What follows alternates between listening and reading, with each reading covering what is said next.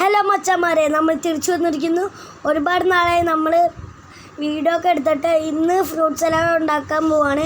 Fruit salad ഉണ്ടാക്കുമ്പോഴാണ് നമ്മൾ ഓർത്തത് നമുക്കൊന്ന് വീഡിയോ എടുത്താലോ ഒന്ന്. കസ്റ്റർഡ് പൗഡറും മിൽക്കും കൂടി മിക്സ് ചെയ്ത് വെച്ചിട്ട് കൂളായതിന് ശേഷം കട്ട് ചെയ്ത ഫ്രൂട്ട്സൊക്കെ ഇടുക. ആ വീഡിയോ നമ്മുടെ കയ്യിൽ നിന്ന് പോയി ഗൈസ്. അത് കഴിഞ്ഞിട്ട് നമ്മൾ നട്ട്സ് ഇട്ടിട്ട് മിക്സ് ചെയ്യുക. അത് കഴിഞ്ഞിട്ട് ഇച്ചിരി കളർ കിട്ടാൻ വേണ്ടി നമ്മൾ തണ്ണിമത്തങ്ങ ഇട്ടിട്ടുണ്ടായിരുന്നു.